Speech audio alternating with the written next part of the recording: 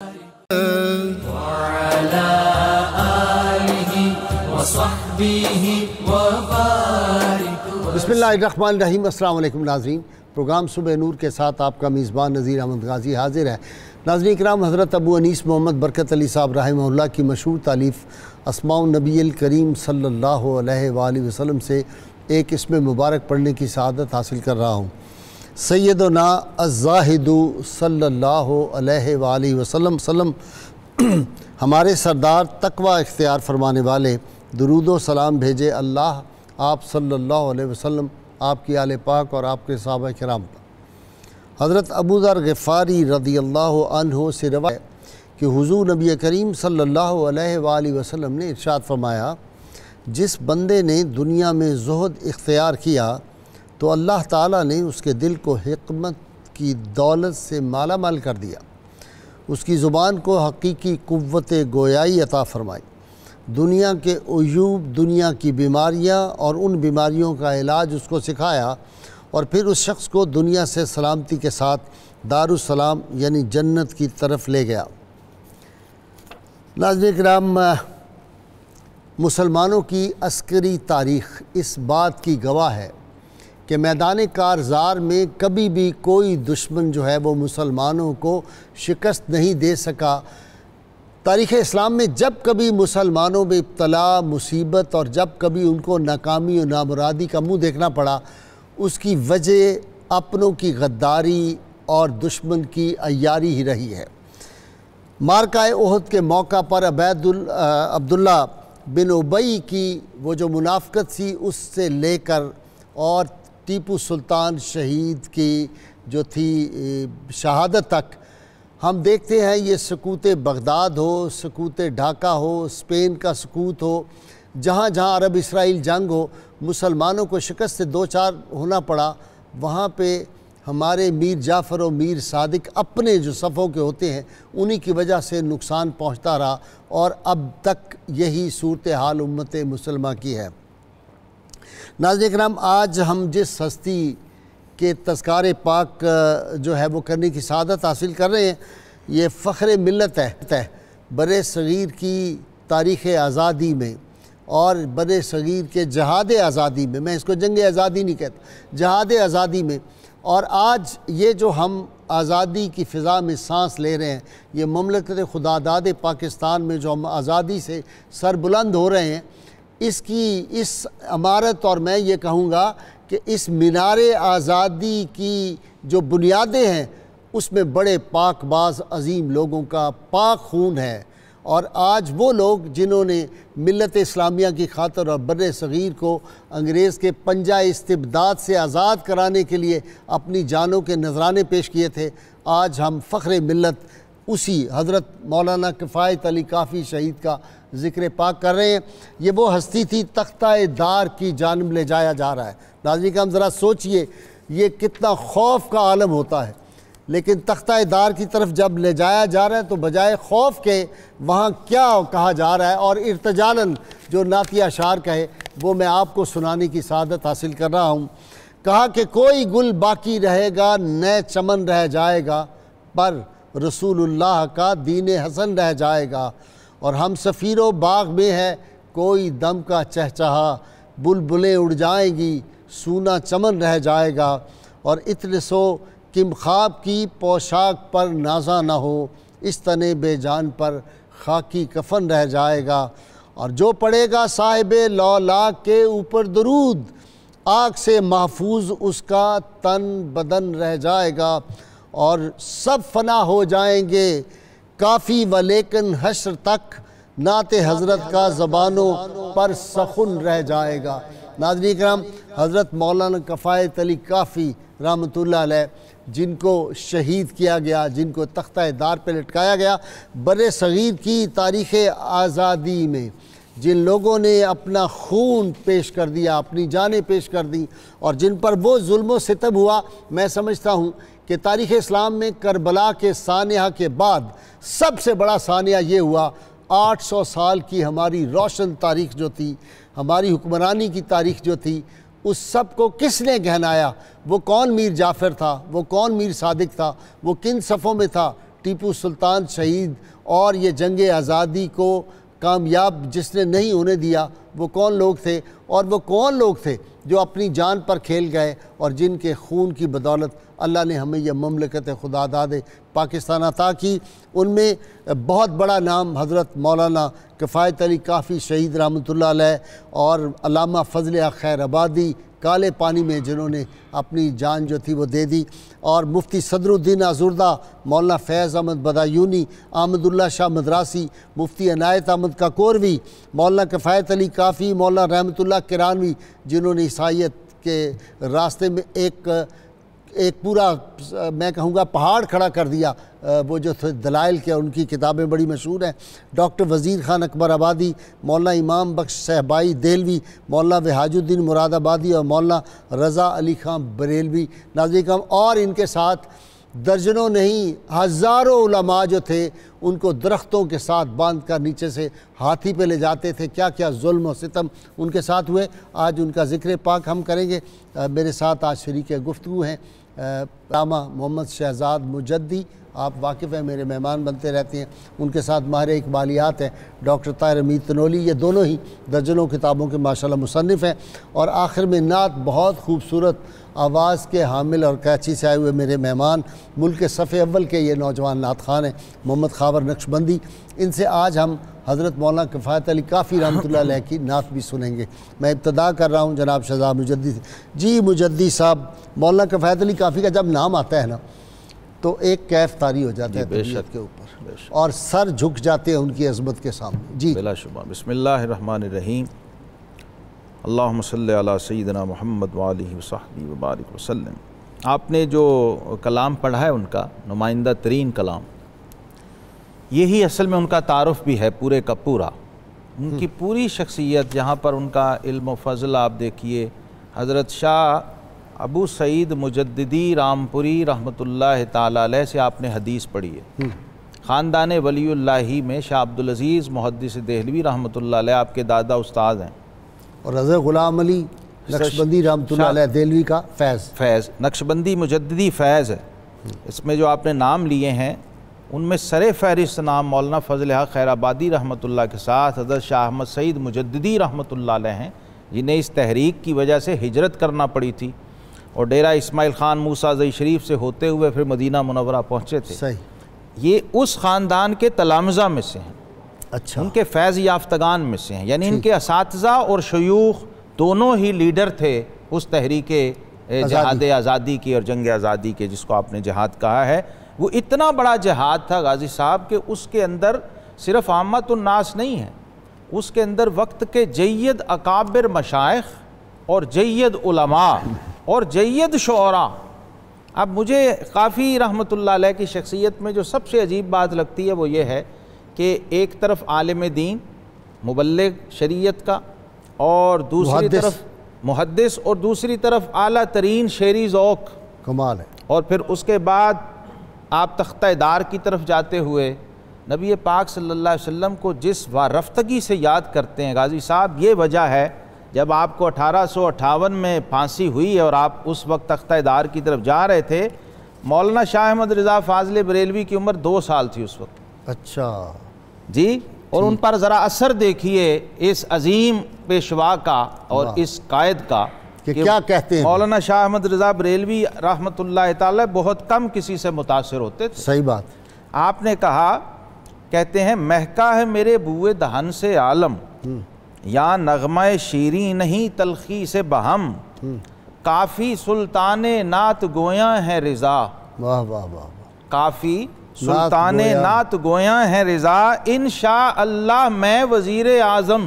واہ واہ واہ واہ واہ، یہ تعلق ہے ان کا۔ اور پھر ایک جگہ کہتے ہیں، پرواز میں جب مدحت شاہ میں آؤں، تا عرش پرے فکر رسا سے جاؤں، مضمون کی بندش تو میسر ہے رضا، کافی کا درد دل کہاں سے لاؤں۔ واہ واہ واہ، یعنی جہاں آ کے ان کی نگاہ ٹھہری ہے حضرت کافی علیہ رحمہ پر، وہ ہے درد اور سوز، اور جو آپ نے جاتے ہوئے میسج دیا ہے کہ یہ سب کچھ لٹ جائے گا، سب کچھ ختم ہو جائے گا، لیکن پر زبانوں پر مصطفیٰ رہ جائے گا، رسول اللہ صلی اللہ علیہ وسلم کی شان و عظمت کا ڈنکا بجتا رہے گا۔ یہ وجہ ہے کہ حضرت کافی رحمۃ اللہ تعالیٰ علیہ جس وقت جہاد آزادی کا وہ دور شروع ہوا ہے اور آپ نے اس میں فتویٰ دیا، اپنے علم کو پہلے استعمال کیا، پھر اپنے عمل کو، پھر جمعے کی مساجد کے بعد خطابات، اور لوگوں کو مطمئن کیا اس سلسلے میں کہ یہ جو اس وقت علماء نے سٹیپ لیا ہے وہ بڑا اہم ہے اور عین وقت کا تقاضا ہے، اور تسلسل ہے اس تحریک کا جو شاہ ولی اللہ محدث دہلوی رحمۃ اللہ علیہ نے شروع کی تھی۔ ٹھیک، اس کے یہ اثرات تھے ان پر، اور ان کے پھر اثرات تھے کہ بعد میں پاکستان معرض وجود میں آیا۔ جب لوگ مطمئن ہوئے، پھر آپ کو صدر الصدور کا اور صدر الشریعہ کا چیف جسٹس کا عہدہ دیا گیا، باقاعدہ جس وقت وہ ریاست قائم ہوئی اس میں آپ کو عہدہ دیا گیا، آپ نے فتویٰ تحریر کیا، اس کی تائید پورے برِ صغیر کے علماء نے کی ہے۔ اب یہ سارا جو کریڈٹ ہے اس جنگ آزادی کا جن دو بڑے لوگوں کو جاتا ہے، ان میں سے ایک حضرت حافظ کفایت علی کافی رحمۃ اللہ علیہ ہے، فضل خیر آبادی، اور لیکن اب مجھے عجیب بات یہ لگتی ہے کہ نبی پاک صلی اللہ علیہ وسلم کی محبت اور عشق میں اتنے فنا ہیں کہ اس کا آپ نے جو عملی مظاہرہ کیا ہے، اس کا یہ جب یہ خبر آئی، غازی صاحب آپ سمجھتے ہیں قانون دان ہیں کہ اور انگریز مجسٹریٹ نے یہ فیصلہ دے دیا 2 دن بعد کہ آپ، اور اس تشدد کے بعد آپ کو شہید کیا گیا، استری تک لگائی گئی آپ کے بدن کو، انگاروں پہ لٹایا گیا ہے، تشدد اور اذیت کے بعد جب یہ خبر آئی کہ آپ کو پھانسی کی سزا دے دی گئی، تو آپ پر ایک فرحت سرور کا عالم اور وجد اور کیف کا عالم طاری تھا۔ یہ وجہ ہے کہ وہ جاتے ہوئے تختہ دار کی طرف، وہ جو حضرت جو حق کی خاطر جیتے ہیں مرنے سے کبھی ڈرتے ہیں جگر، جب وقت شہادت آتا ہے دل سینوں میں رقصاں ہوتے ہیں۔ آپ کی کیفیت یہ تھی کہ توحید متاعیست کے بردار فروشند، گل نیس کے در کوچا و بازار فروشند۔ جی ڈاکٹر صاحب، وہ کیا ہے کہ کشتگان خنجر تسلیم را ہر زمان غیب جانے دیگر، یہی شعر تھا، پڑھ رہے تھے مولانا عبدالستار خان نیازی جب ان کو ختم نبوت کی تحریک میں سزائے موت کا حکم ہوا تھا، تو جیل میں وہ وجد کر رہے تھے اور رقص کر رہے تھے، تو جیل سپرڈنٹ نے حیران تھا، اس نے کہا شاید ان کو غلط فہمی ہوئی ہے کہ بریت کا آ گیا ہے پیغام، تو اس نے کہا مولانا آپ کو تو کنوکشن ہو گئی سزائے موت، وہ کہا تبھی تو وجد کر رہا ہوں، تبھی تو رقص کو نہ ہوں۔ جی غازی صاحب، بالکل مولانا سید کفایت علی کافی ان عظیم رہنماؤں میں سے ہیں جن کا آج ہم تذکرہ کر رہے ہیں، جن کی قربانیوں نے آگے چل کے آزادی کی جد و جہد کو زندگی بخشی۔ غازی صاحب، اس ماحول کو دیکھیں کہ جس وقت جنگ آزادی کا اعلان ہوا تو جیسے ابھی ذکر بھی ہو چکا کہ حضرت کافی نے اس پہ فتویٰ دیا، اس کا حصہ بنے، یہ وہ ماحول تھا جس وقت انگریز ہندوستان میں اپنے پنجے گاڑ چکا تھا، اور آپ جانتے ہیں کہ مغلیہ دربار صرف نام کی حد تک تھا، مغلیہ بادشاہت صرف، وہ کہتے ہیں نا کہ شاہ عالم دلی تھے پالم، مختصر سا اس کا محل کے اندر ہی اس کا اقتدار تھا، اس کے بعد اس کا اقتدار کا کوئی تصور نہیں تھا۔ ایسے ماحول میں علماء مولانا فضل خیر آبادی اور سید کفایت علی کافی اور عنایت احمد کاکوروی ایسے لوگ کھڑے ہوئے۔ یہ کیوں کھڑے ہوئے؟ ان کو نظر آ رہا تھا کہ اس کا انجام کیا ہونا ہے، کیونکہ 2 بڑے مسائل تھے غازی صاحب اس جنگ آزادی کے۔ ایک تو اس کی کوئی مرکزیت نہیں تھی، کوئی ایسی مرکزی لیڈرشپ نہیں تھی جو اس پورے جہاد آزادی کو کنٹرول کرتی، اس کے ثمرات کو کنٹرول کرتی۔ دوسرا، اس کے اندر اتنے زیادہ غدار تھے، اتنے زیادہ انگریزوں کے ایجنٹ تھے، ان کے نمائندہ لوگ موجود تھے، ان کے وفادار موجود تھے کہ ہر صاحب فہم و فراست کو پتہ تھا کہ آپ انگریزوں کی سازشوں سے نہیں بچ سکتے۔ اور آپ دیکھیں کہ ہندوستان کا کتنا بڑا حصہ انگریز کے آلریڈی زیر نگین ہو چکا تھا۔ یہ لوگ کیوں کھڑے ہوئے؟ یہ دراصل کربلا کا ایک تسلسل آپ اس کو کہہ سکتے ہیں، جس طرف آپ نے اشارہ بھی کر دیا، خون حسینی رگوں میں تھا نا جی۔ ایسے ماحول میں وہ کھڑے نہ ہوتے تو پھر آگے آزادی کا کوئی تصور ہی نہ رہ جاتا۔ ٹھیک، آپ دیکھیں کہ انگریز نے جب آپ کو گرفتار کر لیا، اتنے جان اینگلسن، جو میجر جان اینگلسن جو آپ کا کیس سن رہا تھا، 4 مئی کو آپ گرفتار ہوئے 1858، اور 6 مئی کو آپ کو سزا دے دی گئی۔ جیسی سزا اناؤنس ہوئی اسی دن پھانسی دی گئی۔ ہاں جی، اور پھانسی بھی جیل کے سامنے دی گئی اور عوام کے سامنے دی گئی، پبلکلی آپ کو تختہ دار پہ لٹکایا گیا۔ اب غازی صاحب، جب آپ کو پھانسی دے دی گئی، اس کے بعد آپ کی تدفین بھی رات کی تاریکی میں وہیں کی گئی۔ بعد میں سید نعیم الدین مراد آبادی کے جو بیٹے ہیں ظفر الدین مراد آبادی، وہ بتاتے ہیں کہ کچھ وقت کے بعد وہاں پہ سڑک بنانے کے لیے جب کھدائی ہوئی تو حضرت کی قبر کھل گئی، تو آپ کا جسد مبارک بالکل اس طرح تھا جس طرح ابھی دفن کیا گیا ہو، اور وہ سڑک ٹیڑھی ہے وہاں سے، وہاں سے ابھی سڑک ٹیڑھی ہے۔ تو اب یہ سبب، یہ وہ مردان کار تھے غازی صاحب جنہوں نے آگے چل کے جد و جہد آزادی کے چراغ کو اپنے لہو کا تیل دیا اور لوگوں میں وہ انسپائریشن پیدا کی، وہ جذبہ پیدا کیا کہ آپ کے اوپر مقتدر اور سامراجی طاقتیں کتنی ہی قوی کیوں نہ ہوں، آپ نے اس کے سامنے جھکنا نہیں ہے، کمپرومائز نہیں کرنا اور حق کے لیے جینا ہے۔ مجدی صاحب، بے نام و نشاں ہو گئے ملت کے وہ غدار، تو آج بھی زندہ ہے میرے صاحب کردار، یہ ان کے لیے کہہ رہا ہوں۔ بے شک بے شک۔ اور تو عشق کے مقتل میں اکیلا ہی کھڑا ہے، تو اپنی بلندی میں ہمالہ سے بڑا۔ جی اللہ اکبر۔ اب یہ جو میسج دے گئے ہیں، یہ کلام اسی لیے محفوظ رہ گیا، ورنہ پھانسی کی طرف جاتا ہوا شاعر دیوان میں کلام تو نہیں لکھتا نا غازی صاحب۔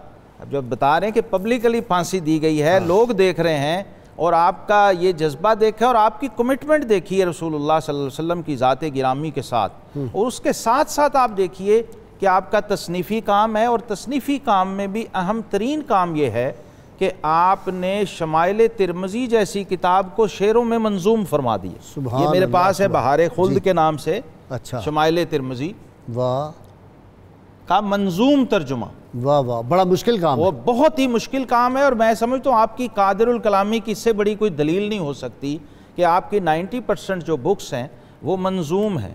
مثلا شیخ عبدالحق محدث دہلوی کا پورا رسالہ ترغیب و اہل سعادات جو ہے درود شریف کے فضائل میں، وہ سارا منظوم کیا۔ یہ وجہ داور اس کی جو تمہید آپ نے منظوم لکھی ہے شعروں میں، یہاں تک کہ شاید ہی اس کی کوئی مثال ملے، میں بطور نمونہ پڑھ دوں۔ جو آپ کا جو کلام ہے وہ تو پھر اعلیٰ حضرت جیسی ہستی خود کو جس کا وزیر اعظم کہے، اس کے امام نعت گویا ہونے میں کیا شک ہو سکتا ہے۔ اس کتاب کا جو ابتدائیہ ہے، پہلا ہی پیج ہے، سلطان نعت گویا کا لقب دیا، یعنی سلطان نعت گویا اعلیٰ حضرت کہہ رہے ہیں۔ واہ واہ واہ، اور نہیں کسی نے، عام کوئی کہتا تو اور بات تھی، ان کا کہنا بہت بڑی بات ہے، اور خود کو ان کا وزیر اعظم کہہ رہے ہیں، ان کا نائب کہہ رہے ہیں۔ بلکہ اعلیٰ حضرت کہا کرتے تھے کہ ہندوستان میں تو 2.5 نعت گو شعراء ہیں، ان کا یہ کہنا ہے۔ آج بڑے بڑے ہر بندہ خود کو امام نعت گویا اور حسان ہند کہتا ہے۔ وہ کہتے تھے حضرت کافی ہیں نعت گو شاعر، اور میں ہوں نعت گو شاعر، اور آدھے مولانا حسن رضا ہیں۔ یہ معیار تھا ان کا اعلیٰ حضرت امام احمد کا، اور آپ سوچئے کہ انہوں نے ان کو سلطان نعت گویا۔ اب دیکھیے غازی صاحب، میں تبرکن پڑھنے لگا ہوں۔ تعالی شانہ کا وصف لکھنے میں کب آتا ہے؟ یہ ابتدا ہے حمد سے، جو لوگ نثر میں کرتے ہیں، انہوں نے نظم میں کی ہے کہ شکل بید یا دہشت سے خامہ تھر تھراتا ہے، اور ذرا اے برکت احمد زباں تک میری آ جانا، ذرا اے برکت احمد زباں تک میری آ جانا، کہ تیرے ہی وسیلہ سے قلم کافی اٹھاتا ہے۔ اب یہ پوری شمائل ترمذی جس نے پڑھی ہوئی ہے، بس اس کی داد وہی دے سکتا ہے کہ اس کے ایک ایک لفظ و حرف کو، اور نبی پاک صلی اللہ علیہ وسلم کے سراپا کو، شمائل کو، آپ صلی اللہ تعالی وسلم کے جسم مقدس کے ایک ایک عضو کو، اور پھر آپ کے زیر استعمال چیزوں کو اشعار کے اندر منظوم کرنا، یہ کسی عام آدمی کے بس کی بات نہیں ہے۔ حضرت کافی رحمۃ اللہ تعالی علیہ کا جو ادبی پایا ہے غازی صاحب، اس کا اندازہ آپ اس کلام سے، تنولی صاحب میں آپ کو بھی مخاطب کروں گا، آج کے ہمارے دور کے بڑے عظیم نعت کو شاعر حفیظ طائب، ان کے کلام پر بھی آپ کو حضرت کافی کا اثر نظر آئے گا۔ ٹھیک، اور اتنی جدت ہے ان کے بیان میں، آپ دیکھیے، اور زبان اتنی صاف اور اتنی شستہ زبان ہے۔ یہ حفیظ طائب صاحب کا پڑھنے لگے؟ جی نہیں، حضرت کافی کا۔ ٹھیک، پھر آپ یہ پڑھ کے سن کے جب حفیظ طائب صاحب کی نعت پڑھیں گے تو آپ کو نظر آئے گا کہ حضرت کافی اپنی وفات کے 100 سال کے اوپر گزرنے کے بعد آنے والے اردو کے پاکستان بننے کے بعد کے نعت گے وہ شعراء پہ ان کا کیا اثر ہے۔ آپ کی نعت پہلے دیکھیے، کہتے ہیں دیکھتے جلوہ دیدار کو آتے جاتے، دیکھتے جلوہ دیدار کو آتے جاتے، گلے نظارہ کو آنکھوں سے لگاتے جاتے، اور ہر سحر روئے مبارک کی زیارت کرتے، ہر سحر روئے مبارک کی زیارت کرتے، داغ ہرما دل محزون سے مٹاتے جاتے، دشت یثرب میں تیرے ناکا کے پیچھے پیچھے۔ اس کو ہم دشت طیبہ پڑھتے ہیں یثرب کو۔ دشت طیبہ میں تیرے ناکا کے پیچھے پیچھے، دھجیاں جیب و غریب آنکھی اڑاتے جاتے۔ اس پر پھر پوری نعت ہے حفیظ طائب کی۔ جب آپ وہ نعت پڑھیں گے اور کافی کی نعت کو ملا کے دیکھیں گے تو وہ آپ کو پتہ چلے گا کہ حضرت کافی رحمۃ اللہ تعالیٰ کی الگ سے کریڈٹ ادبی اردو ادب کے اندر ہے کہ آپ نے نعت کو ایک نئی جہت دی ہے، نئے مضامین دیے ہیں، اور اس کے اندر ایک وارفتگی کی اور ایک جذب کی، اور نبی پاک صلی اللہ تعالیٰ علیہ وسلم کی بارگاہ سے تعلق کی جو کیفیات ہیں جس کو آپ نے بیان کر دیا، اس کے بعد پھر اس کا اثر ہمارے زمانے تک کے بڑے بڑے شعراء پہ۔ ڈاکٹر طاہر حمید تنولی، یہی جو انداز ہے علامہ کے اشعار میں بھی ہمیں نظر آتا ہے، یہی کیفیت بعد میں آنے والوں کے، لیکن کچھ اشعار ہیں یہ ہر دور میں، اور مولانا کفایت علی کافی کے جب یہ غداری ساری ہوئی اور مسلمانوں کو پھانسی پہ چڑھایا گیا تو اس وقت کسی نے بڑی زبردست بات کہی، اسے کہا خدا بیچا خودی بیچی، زمیں بیچی وطن بیچا، کہ بازار سیاست میں بزرگوں کا کفن بیچا، نہیں جب بیچنے کو کچھ کھڑے ہیں ہاتھ پھیلائے، کہیں سے قرض مل جائے کہیں سے بھیک مل جائے، اور قیامت سے بہت پہلے قیامت کا نظارہ ہے، مسلمانوں کا اب غیروں کے ٹکڑوں پر گزارا ہے۔ جی کیا بات ہے، یہی شیخ حرم ہے جو چرا کر بیچ کھاتا ہے، گلی میں بوزرو بلکہ اویسو چادر زخرا۔ بالکل علامہ نے اسی طرح کہا۔ گاہی صاحب، حضرت کفایت علی کافی کی شاعری کا چونکہ ذکر ہو رہا ہے، اگر آپ کا دیوان کافی دیکھیں جو نعتیہ کلام ہے، گاہی صاحب اس کی ترتیب ایک ایسی اپنے اندر ندرت رکھتی ہے جو ہمارے سامنے حضرت کفایت علی کافی کا تصور حیات اور ان کا تصور زندگی لے کے آتی ہے۔ آپ دیکھیں اس کا آغاز اس دیوان کا آپ نے آپ صلی اللہ علیہ وسلم کے میلاد سے کیا۔ اچھا، میلاد سے کرنے کا مطلب کیا ہے؟ میں ایک شعر پڑھنا چاہوں گا برکت کے لیے۔ فرماتے ہیں کہ طفیل سرور عالم ہوا سارا جہاں پیدا، زمین و آسماں پیدا، مکی پیدا، مکاں پیدا، کائنات پیدا ہوئی۔ کائنات کا آغاز، ظاہر کائنات کی پیدائش سے اس نظام کا آغاز ہوا۔ آپ نے اپنے دیوان کا آغاز بھی پیدائش کے ذکر سے کیا، اور آپ صلی اللہ علیہ وسلم کی پیدائش کی، آپ کے میلاد کے ذکر سے کیا۔ بتایا کہ کائنات کا آغاز مرہون منت ہے آپ صلی اللہ علیہ وسلم کے میلاد کے۔ لولاک لما خلقت الافلاک۔ اچھا، 4 نعتیں آپ صلی اللہ علیہ وسلم کے میلاد کی بیان کی۔ اچھا، اس چوتھی نعت کا آخری شعر فرماتے ہیں خطاب خیر امت جس کے صدقے سے ملا کافی، زہ قسمت ہماری ایسے پیغمبر ہوئے پیدا۔ سبحان اللہ۔ اچھا، اب جو آپ کے میلاد کا یہاں ذکر کرتے ہیں تو یہ نقطہ کھل کے سامنے آتا ہے کہ پوری کائنات کے نظام کے اندر جو مرکزیت ہے وہ ذات رسالت مآب کی ہے۔ اچھا، اس کے بعد جو اگلی نعت ہے وہ کیا ہے؟ وہ آپ صلی اللہ علیہ وسلم کے اس معجزے کے بارے میں ہے جو عدیم المثال معجزہ ہے، جس کی پوری تاریخ میں کوئی مثال نہیں ملتی۔ آپ کا واقعہ معراج بیان کیسے کیا ہے؟ گاہی صاحب دیکھیں، اس کا پہلا شعر فرماتے ہیں کہ واہ کیا جلوہ اعجاز تھا آنا جانا۔ بڑا قابل غور ہے۔ واہ واہ کیا جلوہ اعجاز تھا آنا جانا، شب اسرا میں عجب ناز تھا جانا آنا۔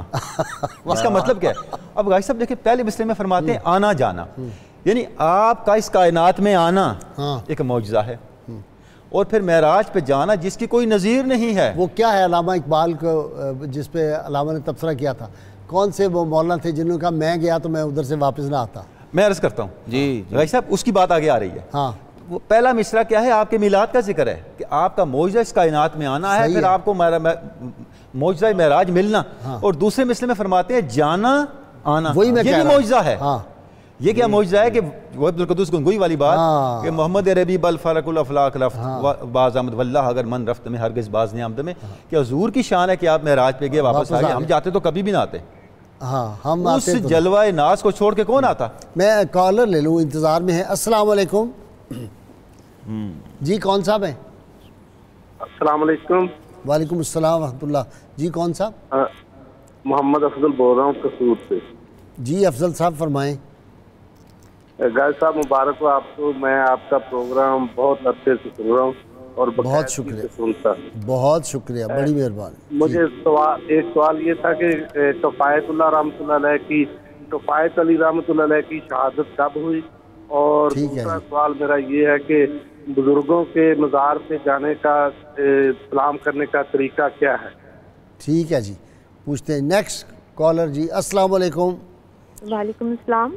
جی بیٹا، میرا جی پہلا سوال یہ ہے کہ یہ جو حضرت کفایت علی شہید ہیں، ان کے سلسلہ نسب کون سا اور ان کی اہم تصانیف کون کون سی ہیں؟ ٹھیک ہے جی، پوچھ لیتے ہیں۔ دوسرا سوال میرا علامہ شہزاد صاحب سے یہ ہے کہ انہوں نے ایک پروگرام میں بتایا تھا کہ حضرت ابو الحسن احمد بن حواری جو ہے انہوں نے ایک ورد بتایا تھا، ان کو ایک ورد بتایا تھا بالحق انزلنا درد کے لیے، تو وہ کیا عام لوگ بھی اس کو ایز اے وظیفہ استعمال کر سکتے ہیں؟ کنہوں نے بتایا تھا؟ حضرت خضر علیہ السلام نے، ایک بزرگ تھے حضرت احمد بن حواری، نام بھول گئی میں، ان کو بتایا. اچھا ٹھیک ہے جی، ٹھیک ہے. ناظرین کرام درود پاک کا اچھا جی ایک اور کالر بھی کہتے ہیں جی، لے لیں جی. السلام علیکم جی، کون صاحب ہے؟ السلام علیکم. وعلیکم السلام. میں عابدہ بات کر رہی ہوں. جی بیٹے بتاؤ. جی میں لاہور سے بات کر رہی ہوں. میں نے نا ایک تو سب سے پہلے یہ پوچھنا تھا کہ ایک جو خواتین کا سر کا مسح ہوتا ہے نا، اس کے بارے میں مجھے صحیح طریقے کار بتا دے. اور دوسرے میرے بیٹے نے نا انجینئرنگ کیا بھی مکمل کی ہے، لیکن وہ بہت زیادہ نظر بد ہے اس کے اوپر نا، تو اس کے لیے نوکری سکھانے کے لیے اور اس کو کوئی نظر بد کے لیے بچاؤ کے لیے نا کوئی وظیفہ بتا دیں. وظیفہ بتا دیتے ہیں. ناظرین کرام درود پاک میں بھی پڑھتا ہوں، آپ بھی پڑھیں اور سنیں. بہت مختصر وقفہ حاضر ہوتے.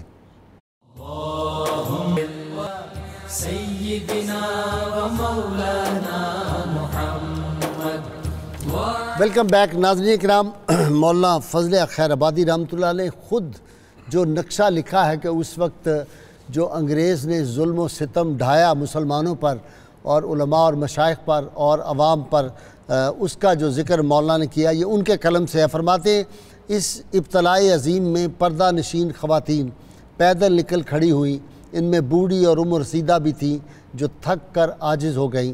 بہت سی خوف سے جان دے بیٹھیں اور 50 عفت و عصمت کی بنا پر ڈوب کر مر گئیں. اکثر پکڑ کر قیدی بنائی گئیں اور طرح طرح کی مصیبتوں میں گرفتار ہو گئیں. کچھ کو بعد رذیلوں نے لونڈیاں بنا لیا اور بعد چند ٹکوں کے بالعوض بیچ ڈالی گئیں. بہت سی بھوک پیاس کی تاب نہ لا کر مر گئیں. بہت سی ایسی غائب ہوئیں کہ پھر نہ تو لوٹ کر ہی آئیں نہ ان کا کچھ پتہ ہی چل سکا. ہزاروں عورتیں اپنے سرپرستوں، شوہروں، باپوں، بیٹوں اور بھائیوں سے جدا کر دی گئیں. بہت سی صبح کی سہاگن عورتیں شام کو بیوہ بن گئیں اور شب کو آغوش پدر میں سونے والے بچے صبح کو یتیم ہو کر اٹھے. کتنی ہی عورتیں اپنی اولاد وغیرہ کے غم میں گریہ و زاری کرتی تھیں اور کتنے مردوں کی آنکھوں سے آنسوؤں کا دریا جاری تھا. شہر چٹیل میدان اور بے آب و گیا جنگل بن گیا تھا. یہ حضرت مولانا فضل خیر آبادی رحمۃ اللہ علیہ کے خود اپنے قلم سے وہ سارا منظر جو ہے بیان کیا گیا. میرے کچھ جو کالر ہیں انہوں نے سوالات پوچھے. جی پہلا سوال جی، علامہ صاحب فرماتے ہیں کہ کفایت علی کافی صاحب کی شہادت کب ہوئی؟ 1858 میں، اور مزارات پر کہہ رہے ہیں کہ جانا جو ہے ایک فقرے میں بتا دیں اس کا جواز حکم ہے رسول اللہ صلی اللہ علیہ وسلم کا. جی صحیح مسلم شریف کی حدیث ہے. اب امر ہے، پہلے آپ صلی اللہ علیہ وسلم نے فرمایا کہ میں نے منع کیا تھا، اب میں حکم دیتا ہوں کہ جاؤ اور قبروں کی زیارت کرو. ٹھیک ہے، خود حکم بھی دے دیا اور خود آپ صلی اللہ علیہ وسلم نے قبروں کی زیارت کی بھی ہے. یہ تو شور آفاق ہے. جنت البقیع شریف جانا مستقل معمول تھا. ٹھیک ہے جی. احد کے شہداء کو حضرت کا سلسلہ نسب سادات ہیں، حسینی سادات ہیں. آگے جی حضرت ابو الحسن وہ جو حضرت خضر علیہ السلام یہ داتا صاحب رحمۃ اللہ کشف المحجوب میں جو ذکر فرمایا حضرت ابو الحسن الحواری رحمۃ اللہ علیہ کا، ان کو حضرت خضر علیہ السلام نے، کہتے ہیں مجھے درد تھی تو جناب خضر علیہ السلام نے مجھے کہا کہ آپ یہ پڑھیے وَبِالْحَقِّ أَنزَلْنَاهُ وَبِالْحَقِّ نَزَلَ. ٹھیک ہے، وَبِالْحَقِّ أَنزَلْنَاهُ وَبِالْحَقِّ نَزَلَ. جہاں درد ہو وہاں ہاتھ رکھ کے یہ 7 بار پڑھیے تو وہ درد انشاءاللہ. خواتین کا سر کا مسح، خواتین کا سر کا مسح 1/4 سر کا مسح کرنا فرض ہے اور بالکل ایسے ہی ہے جیسے مرد کرتے ہیں. دونوں ہاتھوں سے آپ نے پانی لے کے نظر بد کا وظیفہ وہ تو آپ کا شعبہ ہے. اچھا کتاب الشفا شروع ہونی چاہیے اب. اچھا ہم دکھا دیں گے جی سکرین پہ نظر بد کا. اللہ صاحب نے کہہ دیا وہ ہم سکرین پہ آپ کو دکھا دیں گے انشاءاللہ تعالی. جی تلوری صاحب آپ کی طرف آ رہا ہوں. یہ دیکھیے یہ وہی لوگ ہیں جو آج ہیومن رائٹس کی بات کرتے ہیں. علماء کو سور کی کھال میں لپیٹنا، پھر اس کو کوئلوں پہ رکھ کے ان کو جلا دینا، ہاتھی کے اوپر ان کو بٹھانا، جا کے درخت کے نیچے ان کو پھانسی پہ لٹکا کے باندھ دینا ہاتھی سے، ہاتھی کو آگے چلا دینا. اب ہاتھی اس کو کھینچ رہا ہے اور خود وہ ڈگلس یا کیا اس کا نام ہے اس نے لکھا کہ جب ہم اس طرح پھانسی دیتے تھے تو علماء کی شکل جو ہے انگریزی کے 8 کی طرح 8 بن جاتی ہے. یہ ظلم کی یعنی انتہا تھی. اور پھر جلاتے تھے, لاشوں کو جلا دیتے تھے. یہ جو کالا پانی کی سزا جزیرہ انڈیمان اور جزائر انڈیمان میں علامہ مولانا فضل خیر آبادی کو جب رکھا گیا تو پہلے ان کے کسی عزیز کو ملنے کی اجازت نہیں تھی, قیدی کو. پھر جب ان کے بیٹے کو الٹیمیٹ اجازت دی تو یہ اتنے بے ایمان لوگ تھے, اجازت جب دی ان ظالموں نے تو پہلے ان کو پتہ چل گیا تھا کہ مولانا فضل خیر آبادی فوت ہو گئے. ان کے بیٹے کو پروانہ دیا کہ آپ باپ کی زیارت کر لیں. جب وہ جیل کے دروازے پہ پہنچے ان کے صاحبزادے تو آگے سے ایک جنازہ آ رہا تھا اور لوگ کافی سارے اس کے ساتھ آ رہے تھے. تو انہوں نے کہا کہ یہ کس کا جنازہ ہے؟ کہنے لگے یہ مولوی فضل خیر آبادی تھے, کوئی وہ فوت ہو گئے اندر جیل. تو یہ تشدد ہمارے ان بزرگوں ان اکابرین پہ کیا. اور میں یہ سمجھتا ہوں جی یہ شہزاد مجدی بیٹھے ہوئے ہیں, یہ تو بہت جلسوں میں جاتے ہیں اور ماشاءاللہ نامور عالم دین ہے. مولانا فضل خیر آبادی کے ساتھ اہل محبت نے بھی, مسلک اہل محبت کے لوگوں نے کوئی اچھا سلوک نہیں کیا, ہماری نوجوان نسل کو متعارف ہی نہیں کرایا. مولانا فضل خیر آبادی وہ ہیں جن کی عظمت کے سامنے امام احمد رضا بھی گردن جھکا دیتے ہیں. بلا شبہ وہ تو خود ان کی فکر کا تسلسل ہیں. وہی میں نے کہا اور اسی فیض کو لے کے آگے چلیں, انہوں نے اس کو آگے بڑھایا. غازی صاحب آپ بالکل درست فرما رہے ہیں. جی غازی صاحب یہی قربانیاں تھیں جنہوں نے یہاں پہ جو آزادی کا حقیقی تصور تھا اس کو محفوظ رکھا. ٹھیک. غازی صاحب آپ دیکھیں ابھی اعلیٰ حضرت کا ذکر ہوا, میں آپ کی خدمت میں عرض کروں جب یہاں جد و جہد آزادی شروع ہوئی اس کی حقیقی روح کون لوگ کیری کر رہے تھے یہ ہمیں نہیں بھولنا چاہیے. ٹھیک ہے. یہ وہی لوگ تھے جو فضل خیر آبادی کی فکر کے وارث تھے. ٹھیک. جو سید کفایت علی کافی کی فکر کے وارث تھے. ہم بھی انہی کی فکر کے وارث. غازی صاحب جو مولانا عنایت احمد کاکوروی کی فکر کے وارث تھے.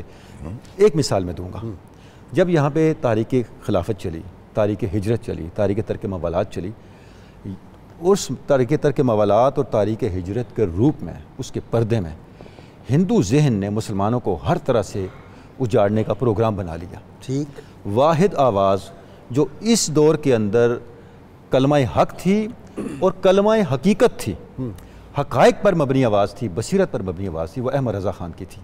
اچھا آپ کو پتہ ہے کہ یہ جب انہوں نے فرمایا کہ یہ ہندو کی سازش ہے, ڈاکٹر صاحب انگریز نے مسلمانوں پہ ظلم کیوں کیا؟ وہ یہ سمجھتا تھا کہ 800 سال انہوں نے حکومت کی ہے, میں نے ان سے حکومت چھینی ہے, ہندو نہیں مجھ سے چھین سکے گا, یہ طاقتور قوم ہے, ان کے اندر ایک جذبہ ہے. تجزیہ انگریز نے کروایا, جو ان کا ایک یہاں پہ عہدیدار تھا شیکسپیئر, اس کی ڈیوٹی لگائی کہ آپ ذرا دیکھیں مسلمان ہی ہمارے خلاف کیوں کھڑے ہوتے ہیں. ہاں. انہوں نے جو رپورٹ پیش کی اس رپورٹ کا خلاصہ یہ تھا کہ یہ مسلمان ایک ایسی قوم ہے, پہلی بات تو ان میں ان پڑھ کوئی نہیں ہے. اچھا. یہ سارے پڑھے لکھے ہیں اے ٹو زی. دوسرا ان کا نصاب ایسا ہے یہ غلامی سکھاتا ہی نہیں, یہ حکمران پیدا کرتا ہے. ہاں. جس نصاب کو ان لوگوں نے پڑھا ہے مسلمانوں نے, یہ آپ کے سامنے کبھی جھکیں گے نہیں. اچھا پھر تو انہوں نے کیا کیا؟ نہیں ٹھہر جائیں, رک جائیں. پھر ہم یہ کر رہے ہیں اس وقت کہ ہم صلاح الدین ایوبی, محمد بن قاسم, سلطان محمود غزنوی, ان سب کو ہم بلا رہے, طارق بن زیاد, ان کو ہم بلا رہے ہیں, پھر ہم ٹھیک کر رہے ہیں. نور الدین زنگی. اچھا غازی صاحب آپ دیکھیں تاریخ آزادی کے رہنما کون لوگ تھے؟ علماء دین ہی تو تھے. تو یہ علماء دین اسی نصاب سے نکلے تھے نا, بخت خان روہیلا کے کمانڈر تھے. صحیح ہے. کفایت علی کافی اور بخت خان روہیلا, اور اس کو جتنا گائیڈ کرنے والے تھے سارے یہ علماء تھے. اس کو جو جورسپروڈینشل سپورٹ اپنے فتاوی کے ذریعے سے دے رہے تھے یہ علماء تھے. عوام کو موٹیویٹ, جیسے ابھی مجدی صاحب نے ذکر کیا, پبلک میں جا کے موٹیویٹ کر رہے تھے, یہ علماء تھے. تو یہ مائنڈ سیٹ کہاں سے آیا تھا؟ اسی نظام تربیت سے آیا تھا. جی السلام علیکم. جی فرمائیں. السلام علیکم. جی وعلیکم السلام. عبدالاحد جیلم سے عرض کر رہا ہوں. جی جیلم کاٹوں پربت پاسے تے میر پورے سی دکن, یہ سزا مجدی اور میں دونوں انہی کے قبیلے سے ہیں. جی فرمائیں. جی پیر نیک عالم شاہ صاحب رحمۃ اللہ کے میرے پاس اشعار بھی ہے, میں سنانا چاہتا ہوں, لیکن میرا پہلا سوال یہ ہے جناب کہ کفایت علی شہید رحمۃ اللہ علیہ کی شہادت کے وقت عمر مبارکہ کتنی تھی, اور آپ کے استاد محترم کا نامی اس میں گرامی کیا ہے؟ ٹھیک ہے, استاد محترم کا نام تو بتا دیا علامہ. جی نیکسٹ کالر. جی نیکسٹ کالر. جی ہے جی کالر. السلام علیکم. جی السلام. جی وعلیکم السلام. بظر محمود بات کر رہا ہوں جی میاں والی سے. کیسے ہیں آپ؟ جی اللہ کا شکر ہے. مولانا عبدالستار خان نیازی اور حیات اللہ خان سنبل کا دیس. جی فرمائیں. جی غازی صاحب آپ کا پروگرام بہت اچھا ہے, میں بڑے شوق سے دیکھتا ہوں. اللہ تعالیٰ آپ کے علم اور فضل میں برکت رکھے. آمین۔ اور میرا سوال ہے کہ علامہ کفایت علی صاحب کافی رحمۃ اللہ علیہ کا مزار شریف کہاں ہے؟ اور لفظ امام یہ ولایت کا منصب ہے یا علمی منصب ہے؟ ٹھیک ہے جی، ابھی پوچھ لیتے ہیں۔ جی علامہ صاحب، شہادت کے وقت عمر ان کی عمر کہ آپ کی ولادت کی کوئی بہت تاریخ جو ہے مستند طریقے سے 50 معلوم پلس نہیں ہے، جو میں نے 50 پلس تو انڈرسٹوڈ ہے کہ آپ کی عمر تھی۔ بزرگی کی تصویر تو آپ کی موجود ہے۔ ان کے استاد گرامی کا نام؟ استاد گرامی ان کے حضرت شاہ ابو سعید مجددی ہیں، حضرت مولانا ظہور اللہ فرنگی محلی ہیں، اور شاعری اور طب میں جو ان کے استاد تھے وہ مولانا ذکی دہلوی تھے۔ ٹھیک ہے، مہدی علی اچھا خان جی، ذکی۔ امام جو لفظ ہے یہ کہتے ہیں یہ ولایت کا درجہ ہے یا یہ کوئی علمی درجہ ہے؟ امام ولایت کے درجات میں سے۔ ٹھیک ہے، ٹھیک۔ روحانی طور پر تو ہم ائمہ اہل بیت جو ہیں وہ روحانی طور پر درجہ امامت پہ اس امت میں، اور ولایت کے درجات میں بھی جیسے ہم کہتے ہیں قطب ہے، غوث ہے، اسی طرح امام وقت کہنا یہ ولایت کے درجات۔ ٹھیک ہے۔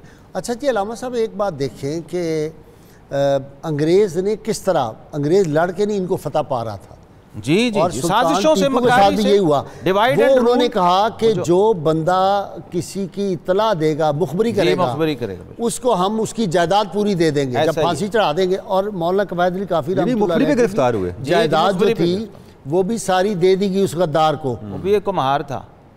ہاں، کمار شاہ تھا جی، کمہار تھا۔ اچھا ٹھیک ہے جی، کلال لکھا اس کے نام کے ساتھ، کلال، فخر الدین کلال تھا۔ تو یہ اسی ٹائپ کے لوگ تھے جو بعد میں پھر انہوں نے اپنے نام بھی بدل لیے۔ اس زمانے میں ذاتیں بدل لی، ذاتیں، وہی کہہ رہا ہوں، ذاتیں، قوم، قبیلے، نسب بدل لی، اپنے ناموں کے ٹائٹل چینج کر لیے، بڑی بڑی جگیریں جو غدار ہی رہتا ہے۔ بہرحال یہ غدار لوگ، یہ فطرت، بلکہ میں یہ کہوں گا جی کہ یہ ایک کیا اس کو کہتے ہیں، ایک مزاج کا اور ایک رویے کا نام ہے۔ ایسا ہی ہے۔ میر جعفر اور میر صادق شخص بھی تھے، ایک نظام بھی اس کے پیرلل چل رہا تھا نا جی۔ یہ وفا والے تھے، وہ جفا والے بے وفا تھے۔ اچھا، اس میں غازی صاحب جو آپ نے اشارے دیے، ایک چیز میں صرف ایڈ کر دوں تنولی صاحب، انگریز نے تو باقاعدہ دکانیں لگائی ہوئی تھیں اور وہاں بولی لگ رہی تھی کہ غدار کی یہ ریٹ ہے، اس ٹائپ کے غدار کا اس طرح ریٹ ہے۔ تو یہ آپ نے کہا نا بند، یہ ڈیلی بیسس پہ بنتے تھے، ریٹ کے حساب سے بنتے تھے۔ جہاں بولی زیادہ لگ گئی، مثلا کفایت علی کافی رحمۃ اللہ علیہ نہایت مطلوب شخصیت ہے، تو اس کے لیے پھر ریٹ بھی بڑا لگتا تھا، تو اس لیے پھر بکنے والے بھی ڈیلی بیسس پہ ملتے تھے۔ سرکار انگلشیہ کے وفادار فلاں فلاں صاحبان، یہ لکھا جاتا تھا پرانی آزادی کے لیے، وفادار لکھا جو عدالت کا ہوتا تھا نا، غدار مسلمانوں کا اور وفادار انگریزوں کہ میر جعفر میر صادق غدار کے ورثاء حاضر ہوں، ان کو وظیفہ دیا جائے۔ بہت شکریہ آپ کا ڈاکٹر تنولی، آپ کا بھی شکریہ۔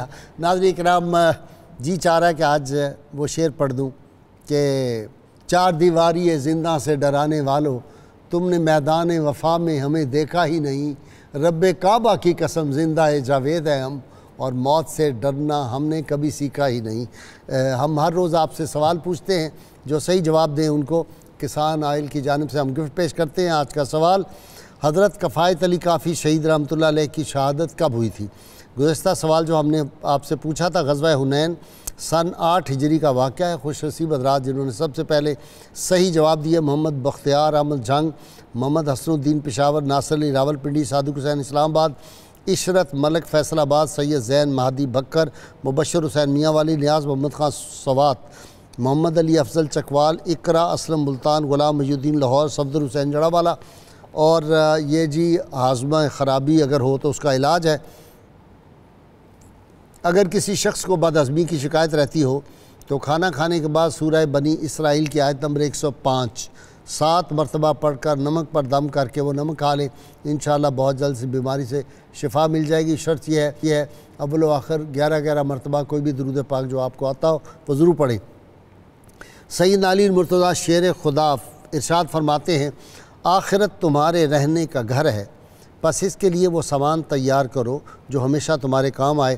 ناظرین کرام، آج کے روزنامہ 92 میں حضرت کفایت علی کافی شہید رحمۃ اللہ کے بارے میں بہت خوبصورت مضمون ہے، ضرور اس کا مطالعہ کریں۔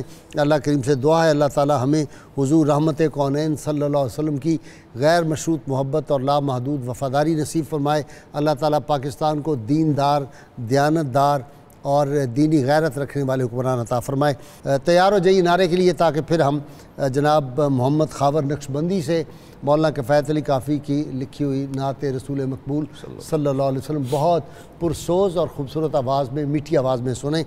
پاکستان کا مطلب کیا؟ لا الہ الا اللہ محمد رسول اللہ صلی اللہ علیہ وسلم۔ جی خابر۔ اے مظہر نور خدا بلغ العلا بکمالہ، مولا علی مشکل کشا کشف الدجا بجمالہ، حسنین جانے فاطمہ حسنت جمیع خصالہ، یعنی سید محمد مصطفیٰ صلو علیہ وآلہ، صلو علیہ وآلہ۔ بہار خلد ہے روئے محمد، سبحان اللہ۔ شمی میں جان فضا روئے محمد، صحیح سرو ریاض بے مثالی، صحیح سرو ریاض بے مثالی، صحیح سرو ریاض بے مثالی، قدرانہ دل جوئے محمد، قدرانہ دل جوئے محمد، نہ دیکھا ہو زمین پر جس نے فردوس، نہ دیکھا ہو زمین پر جس نے فردوس، وہ آ کر وہ جا